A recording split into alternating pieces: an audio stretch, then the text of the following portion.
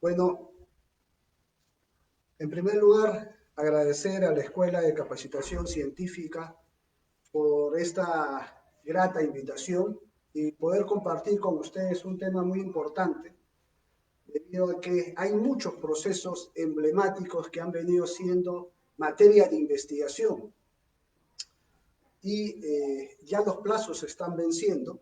Es por ello que ahora pasarían todos esos procesos emblemáticos a una etapa intermedia. Antes de continuar, no sé si me podrían avisar si está bien el audio o la imagen está correcta.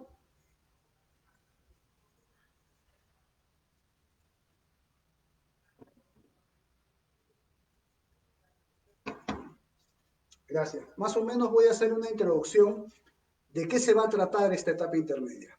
Vamos a hablar, dilucidar, cuándo a nosotros como abogados del litigio nos llega una acusación. ¿Qué hacemos al respecto? ¿Esto por qué? Porque anteriores exposiciones en esta casa de estudios han venido muchos colegas fiscales, el cual han dado su punto de vista, y punto de vista muy respetable. Sin embargo, también se ha querido el punto de vista de algunos abogados litigantes. Primero, para empezar, la etapa intermedia, ¿cuál es su finalidad? La finalidad más importante de la etapa intermedia es que no todos los procesos puedan llegar a juicio. La etapa intermedia es un filtro para el juicio.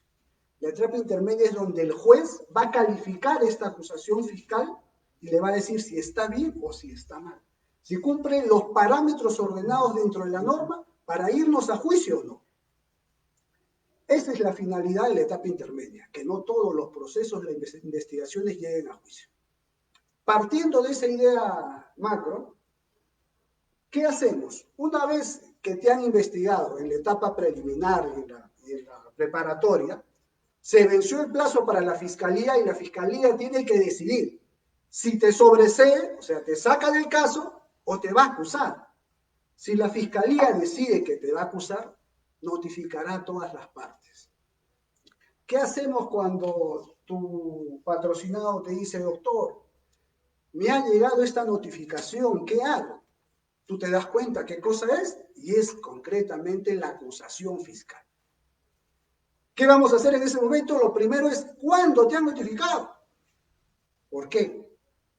Porque recordemos que una vez notificada la acusación, nosotros tenemos un plazo de 10 días para hacer observaciones formales, sustanciales y para ofrecer pruebas para el juicio. Si se vence ese plazo de los 10 días, es prácticamente imposible. Nos vamos sin armas al juicio, en el hipotético que nos iría. Entonces, tenemos 10 días para realizar observaciones formales, sustanciales y probatorias. Si no han vencido el plazo de los 10 días, vamos a hacer las observaciones formales. Vamos a explicar cada una de estas con detenimiento. Pero, ¿qué pasa en la práctica? ¿Qué pasa en la práctica cuando, por ejemplo, el fiscal presenta su acusación, corre en traslado a todas las partes y nos convocan a una audiencia de control de acusación? ¿Y qué pasa cuando el fiscal se olvidó? Porque en la acusación el fiscal tiene que ofrecer todos los medios probatorios que va a llegar a juicio. ¿Qué pasa cuando el fiscal se olvida de uno de los medios probatorios para llevar a juicio? Acá hay un gran problema en la práctica, porque el fiscal, según el artículo 352, podría modificar, aclarar o integrar su acusación en lo que no fuera sustancial. En lo que no fuera sustancial. Si el fiscal se olvida algún medio probatorio para presentar dentro de su acusación, entre comillas, la norma lo facultaría para que integre su acusación y pueda meter este medio de prueba. Por ejemplo, llegamos a la audiencia y el fiscal dice, me olvidé de un medio de prueba, pero como el artículo me faculta, yo puedo integrar esta acusación. Y al integrar esta acusación, ingresa este medio de prueba que le faltó. Claro, ahí está el abogado defensor, como ha asistido a todos los diplomados de los doctores más conocidos, el doctor Benji Espinosa, Jefferson Farfán, el doctor Juan Carlos y el doctor Hernández, los más conocidos del MITIC. Bueno, como han ido a todos estos diplomados, entonces el abogado de defensa dice, no, a mí, señor juez, ya su etapa precluyó. Cuando el fiscal hizo su acusación, debió integrar ahí ese medio de prueba que quiere hacerlo ahora. ¿Y por qué? Y el juez le va a preguntar, pero doctor, ¿en qué le va a usted a perjudicar? ¿Cuál es el derecho que se le está vulnerando? Bueno, el derecho que se le vulnera, señor magistrado, es concretamente el derecho a la defensa. ¿Por qué? Porque a mí cuando me corren traslado de la acusación, yo leo todos los medios de prueba y los elementos de convicción que están enumerados. 30 elementos de convicción, 40 medios de prueba. Entonces yo de eso me defiendo. Si ahora la Fiscalía, sorpresivamente, en la etapa intermedia, me quiere ingresar de contrabando un medio de prueba, yo no he tenido los 10 días para poder cuestionar ese medio de prueba. ¿Estamos en indefensión o no? La defensa está en indefensión. Y muchas veces los jueces no lo toman de esa manera y le permiten a la Fiscalía, en este sentido, ingresar este medio de prueba. Pero ahí estamos los abogados para poder hacer valer el derecho de nuestros clientes. Porque concretamente, si en el hipotético que el juez les permita ingresar este medio de prueba, debería dar un plazo a la defensa también para contrarrestar este medio de prueba.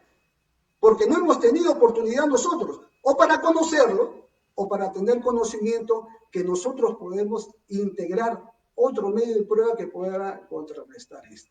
Entonces, sí nos afecta directamente al derecho de defensa. Eso es muy importante. Eso pasa en la práctica y la Fiscalía y el juzgado en muchos casos lo permiten. Pero el artículo dice, puedes integrar en lo que no sea sustancial. Y ahí había un debate muy grande, porque un medio de prueba no es sustancial. ¿Qué quieres acreditar con un medio de prueba?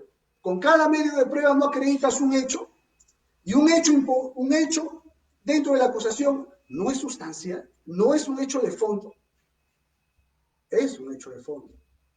Entonces, el juzgado dice, no es un hecho de fondo, es mero trámite, y la Fiscalía se olvidó o es un tema de forma. Entonces, ahí tenemos un gran problema dentro de las defensas. Y esto también le pasa, por ejemplo, en el hipotético que le pase al abogado del actor civil.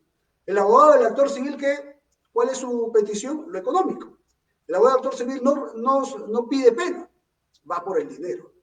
Imaginemos que el abogado le dice a su cliente, bueno, ya hicimos la pericia, hemos pagado al perito que es un especialista. El perito ha hecho su pericia y nos ha dicho que vamos a cobrar 3 millones de soles. Y este medio de prueba lo vamos a ingresar y en juicio nos van a devolver todo este dinero.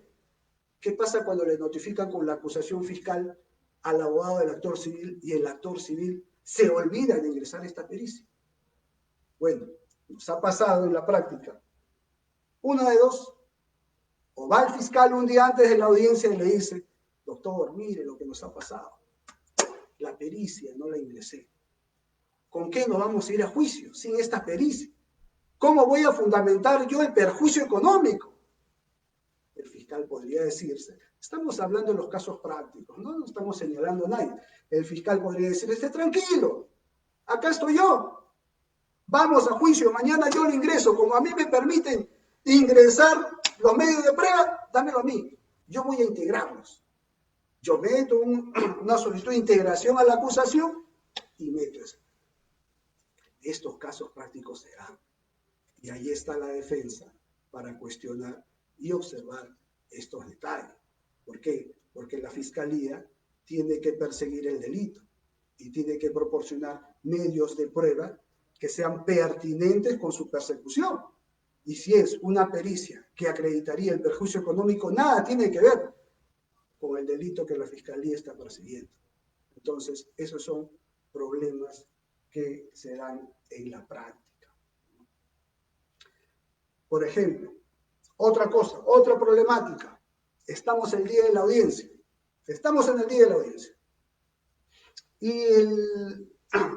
Y y ya no, el abogado del actor civil ya no va a la fiscalía y le dice, por favor, mire, ingresemos este medio de prueba. Lo ingresa ese mismo día. Lo ingresa ese mismo día y dice, ¿sabes qué, doctor? Acá está mi pericia, quiero que ingrese para juicio. ¿No? Entonces, una de dos, o el abogado se opone también, o el abogado dice, bueno, perfecto, somos seres humanos, nos podemos olvidar. ¿No? El doctor habrá tenido otros casos, no hay ningún inconveniente por nosotros la defensa. Que ingrese ese medio de prueba. La pericia es muy importante. Vamos, doctor, con la lealtad procesal que nos convoca a toda esta audiencia, porque yo no tengo ningún inconveniente con el abogado de la defensa. Entonces el juez dice, bueno, aplaudo al abogado de la defensa que haya tenido este criterio. Y comienza a resolver. Pero los abogados, ¿qué pasó en ese momento? El abogado dice, doctor, antes que termine de resolver, justamente a mí también se me había olvidado un medio de prueba. Y ya que está aceptando el medio de prueba del actor civil, acá le presento el mío. En hipotéticos casos que se dan en las audiencias. En las audiencias. Y si el juez está aceptando ese medio de prueba del actor civil, tendría que aceptar el tuyo, por igualdad de armas. Entonces, son esas problemáticas que tenemos por el día a día. Vamos a oralizar sobre el control formal. ¿Qué cosa es un control formal? El control formal es netamente cuestionar los temas de forma de la acusación. La acusación tiene 10 errores, los 10 errores lo tenemos que hacer ver en el control formal. ¿Se equivocó el nombre del juzgado? Control formal. ¿Se equivocó el nombre del imputado? Control formal. Y uno de los principios más importantes que tenemos que cautelar en las observaciones formales es el principio de congruencia. ¿Qué es este principio? Es sumamente importante. Es que se te acuse de lo que se te investigó. Y por eso que nosotros los abogados, cuando hacemos una observación a la acusación, tenemos que tener la disposición de formalización de investigación preparatoria, porque dentro de ese marco de investigación tenemos que guiarnos. Si se te investigó por 4 hechos, te tienen que acusar por los 4 hechos. No te pueden acusar por un hecho adicional. Te pueden acusar por menos, pero no te pueden subir un hecho. Principio de congruencia procesal. Por lo que me investigas, me acusas. Señor magistrado, acá tengo la disposición de formalización de investigación preparatoria. El fiscal nunca me investigó ni en preliminares ni en formalizada por el hecho 5 y me está acusando por el hecho 5. Entonces, son observaciones formales del principio de congruencia. Lo que tiene que hacer en ese caso el juez es devolverle la acusación. Y el fiscal tendría que retirar ese hecho. Tendría que retirar ese hecho. Y no solamente de los hechos, sino también el principio de congruencia de los delitos.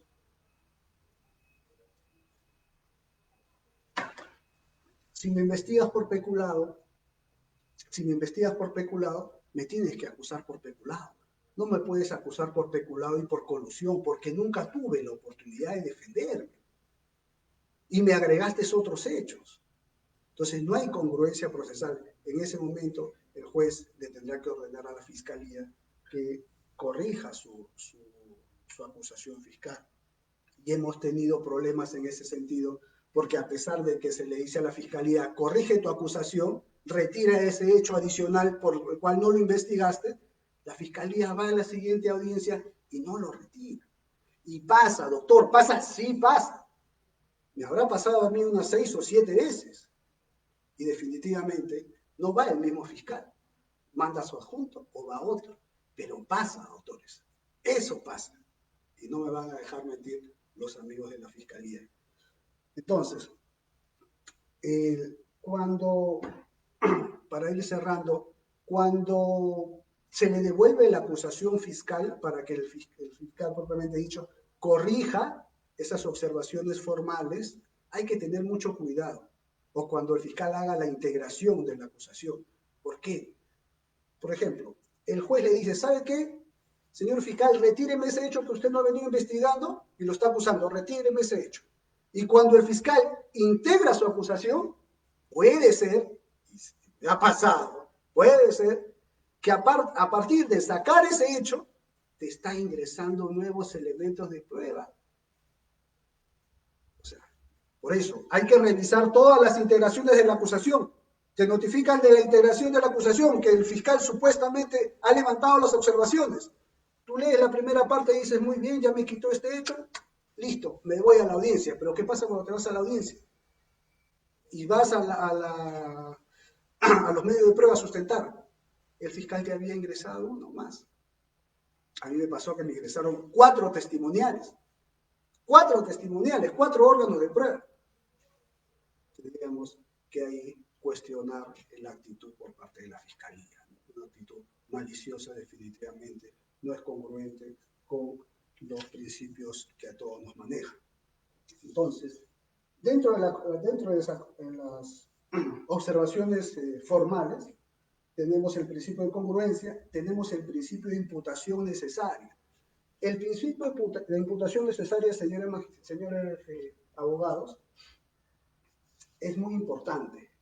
Y algunas veces hemos tenido miedo por cuestionar esto a la fiscalía. Y no tenemos por qué tener ese reparo, porque la fiscalía no nos está haciendo un favor. La fiscalía no nos hace un favor cuando nos acusa y no nos da una imputación necesaria, clara o concreta. Es la obligación de la fiscalía de hacer esto. La fiscalía no nos puede pedir 10, 15 años para una persona con una acusación vaga, con una acusación que no es clara, una acusación idónea. Entonces, pedir una imputación necesaria, obligarle a la fiscalía que lo haga, no es un favor, sino es una obligación de él o de los fiscales al hacer una imputación necesaria. Porque la acusación tiene que ser clara, precisa.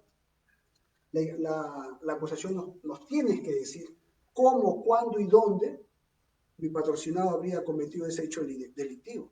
Porque si no nos dice cómo, cuándo y dónde, ¿cómo nos defendemos nosotros? Si la fiscalía no nos dice cuándo, ¿cómo sacamos la prescripción? ¿Cómo sabemos si ese delito ha prescrito o no? Si no nos dice dónde ha cometido el delito, ¿cómo yo busco mis órganos de prueba para cuestionar ese hecho? Si nos dice, ¿sabe qué? Su patrocinado estuvo en el Óvalo de Miraflores el 2 de enero. Yo buscaré un testigo que acredite que mi patrocinado no estuvo en ese lugar, pero si la fiscalía no nos da esas imputaciones necesarias, difícilmente nosotros nos podemos defender. Hay un caso práctico que se ha dado en un delito de violación, por ejemplo, violación por vía vaginal, donde la acusación fiscal no era clara y no nos decía por qué medio se había cometido este delito. Solamente decía vía vaginal, pero no de qué manera. Esto llegó, el abogado no cuestionó, no hizo observaciones formales, no hizo ninguna observación formal, dijo, no, la acusación del doctor está bien, pasó a juicio, en juicio de primera instancia, lo absolvieron. Juicio de segunda instancia, lo absolvieron. Se fueron a casación. La Suprema dijo, acá no hay una imputación necesaria. Acá se te ha vulnerado a ti, sentenciado, se te ha vulnerado tu derecho de defensa, porque al no imputarte algo claro, tú no te has podido defender. No, hay indefensión en tu caso. Tenemos que retrotraer todo ello, nuevo juicio, hasta la imputación necesaria que corrijan esta imputación. Pero doctor, mi patrocinado está suelto, no me ayude tanto. Pero ya la Corte Suprema está determinando que ante acusaciones con falta de contenido de imputación necesaria, está decidiendo de esta manera. Entonces, hay que ser muy inteligentes cuando planteamos observaciones formales y cuando no, cuando nos conviene o cuando no. Eso ya va a ser propiamente un criterio del abogado defensor, analizar si el fiscal tiene las posibilidades de levantar estas observaciones formales o no. Si no las tiene, entonces es un criterio ya más práctico para poder determinar en cada caso en concreto.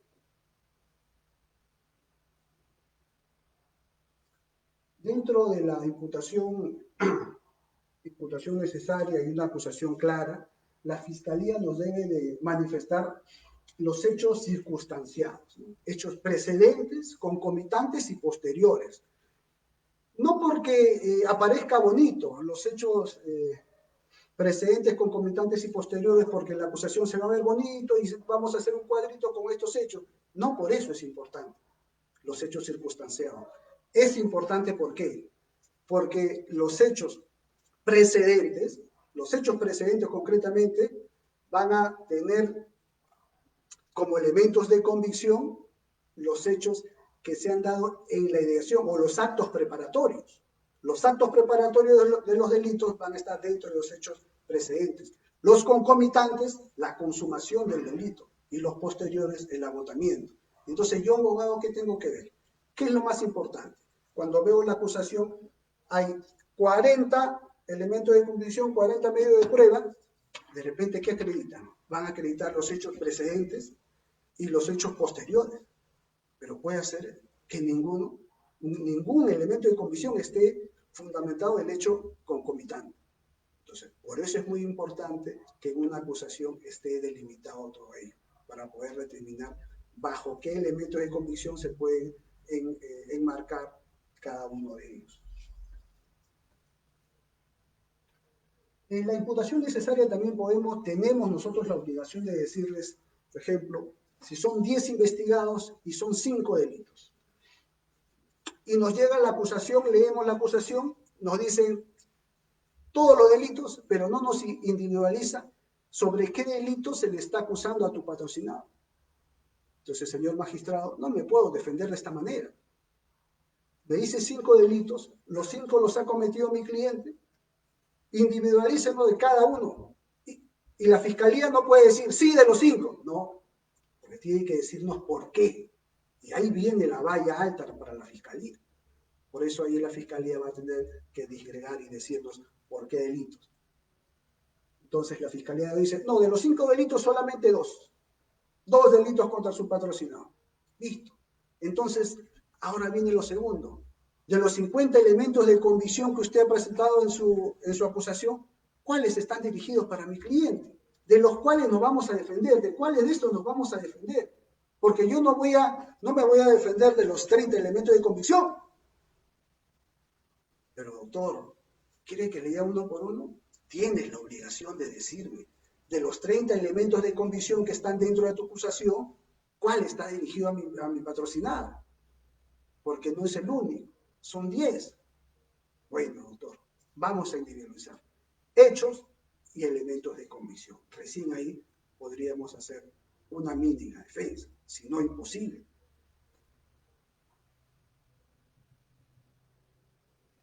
Otros observaciones formales que podemos hacer dentro de la acusación. Estamos en las observaciones formales, netamente formales. Por ejemplo, yo en etapa de investigación planteé una tutela de derechos y logré que se excluya una prueba por ilícita.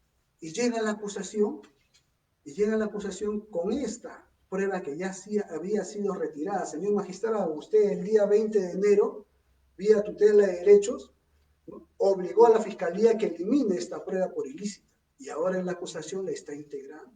Entonces son observaciones formales que nosotros tenemos que tener cuidado para hacerlas dentro del plazo de los 10 días.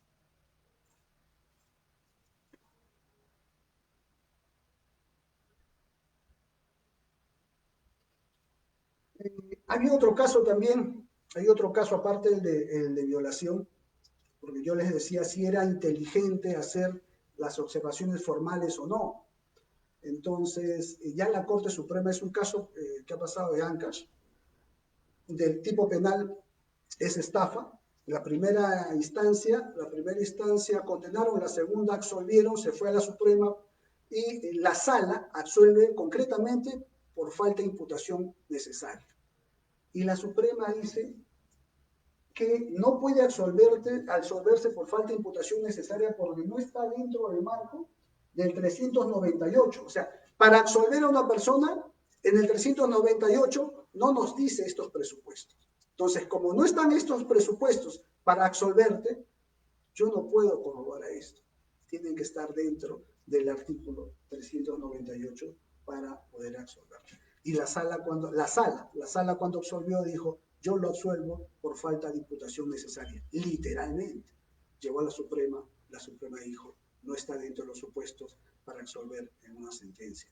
Entonces, esta práctica yo no hago observaciones formales para que esta acusación llegue mal a juicio y en juicio no van a poder condenar a mi patrocinado. Hay que verlo en cada caso en concreto.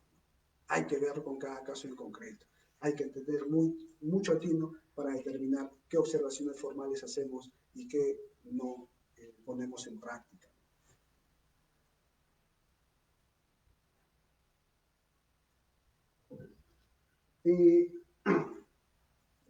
¿Podría haber observaciones formales en juicio oral? En la práctica sí se da. ¿Qué pasa, señor magistrado? ¿Qué pasa con la... Vamos a ver, antes de eso vamos a dar un ejemplo concreto. ¿Qué pasa si en diligencias preliminares yo me apersono, viene mi cliente y me dice, doctor, mire, me han notificado con esto? Uno lee, dice investigación preliminares, vamos a personarnos entonces. ¿Por qué se te está investigando? Dicen que yo he robado, pero yo estaba en Huacho, señor magistrado, abogado. Entonces yo le digo, vamos a personarnos entonces. ¿Quién te ha visto a ti que tú has estado en Huacho? Bueno, me ha visto la persona para la cual yo trabajo, acá tengo el ticket del cual yo he viajado en tal empresa, listo, entonces tranquilo, no hay ningún problema. Investigación preliminar, presentamos nuestro escrito de apersonamiento y solicitamos estos actos de investigación. Pero la fiscalía dice, no, yo no necesito más investigación, ni siquiera provee el escrito, ¿eh? Y se va por acusación por salto. Se pasa a la investigación preparatoria y nos vamos a la etapa intermedia. Pero ¿qué pasó ahí? Yo no tuve capacidad de defender. Ni siquiera se proveyó mi escrito de apersonamiento, ni siquiera se me dio la oportunidad de hacer actos de investigación. Y ya acordemos que cuando estamos en la etapa intermedia, yo no puedo ir ya por tutela para exigirle al juez o pedirle al juez que ordene a la fiscalía que haga estos actos de investigación. Este caso se fue a la Suprema y la Suprema determinó que efectivamente no se había tenido la posibilidad de defenderse porque ni siquiera se había proveído el escrito de apersonamiento. Entonces, esos casos en la práctica se dan. Esos casos en la práctica se dan. ¿Se puede hacer observaciones formales y sustanciales, doctor, en juicio? Se puede hacer. ¿Qué pasa en los procesos inmediatos? En los procesos inmediatos no hay etapa intermedia. Nos vamos a juicio directamente. Cuando estamos en el proceso inmediato, el fiscal oraliza su acusación, nos corre el traslado a nosotros. Es ahí en ese momento cuando nosotros debemos hacer las observaciones formales y las observaciones sustanciales que creamos pertinentes, dependiendo de cada caso en concreto, ¿no? Entonces, no solamente en la etapa intermedia, cuando hay proceso inmediato, podemos hacerlo, pero ya no lo hacemos al juez de investigación preparatoria, lo hacemos al juez de juicio. Esa es la diferencia. Esa es la diferencia concreta.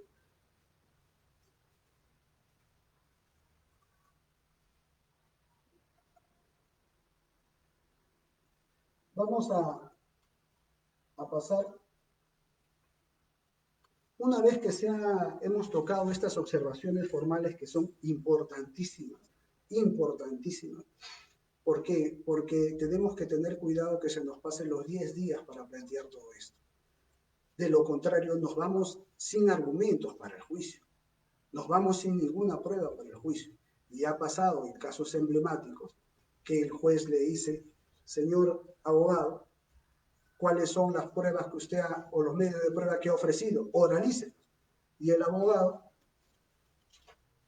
lee su documento de observaciones y no había planteado ninguna prueba. No había ofrecido ningún medio de prueba. El doctor le dice, doctor, como estamos en el nuevo código, bajo el principio de oralidad, yo lo voy a ofrecer después. ¿Cómo le dice el juez? No, este es el momento para que usted lo ofrezca. Y yo voy a decidir si los medios de prueba que usted ofrece van a juicio o no. ¿Ha ofrecido o no ha ofrecido? Y en ese momento el abogado estaba con su cliente acostado. Y el cliente le dice, no has ofrecido las pruebas. Se nota literalmente. Esas son las consecuencias de no ofrecer los medios de prueba dentro de los 10 días. Claro, el juez allí en ese momento, para salvar el momento, le dijo, pero señor abogado, usted puede ofrecerlo también en el juicio. Y el abogado dijo, sí, entonces en el juicio lo voy a hacer. Lo que no le había dicho es que en el juicio solamente pueden ofrecerse prueba nueva, prueba que no estaba en la carpeta fiscal.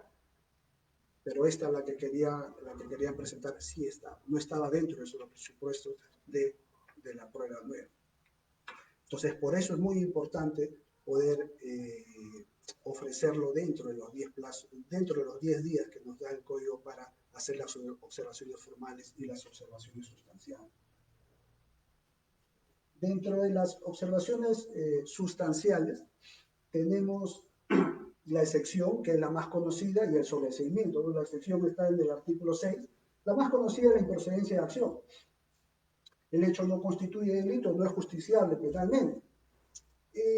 Los más conocidos, por falta de un elemento del tipo, ¿no? Por falta de los elementos del tipo, por ejemplo, en el delito de robo, que si no existe violencia o amenaza, no estamos dentro del supuesto, no se subsume dentro del supuesto del tipo de robo. Entonces, al no subsumirse dentro del tipo, tendríamos que plantear una excepción, una improcedencia de acción.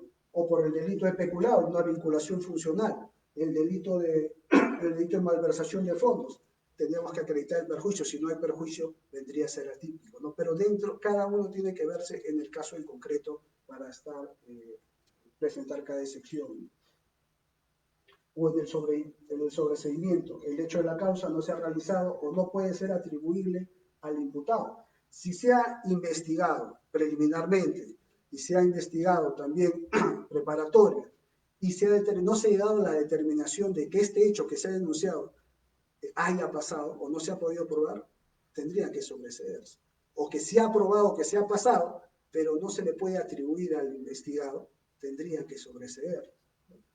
O no existe razonablemente la posibilidad de incorporar nuevos datos a la investigación y no hay posibilidad de incorporar nuevos elementos de convicción, tendrían que sobreseerse también. Bueno, esto ya es más amplio, pero tendríamos que tomar mínimo una hora para seguir con la explicación.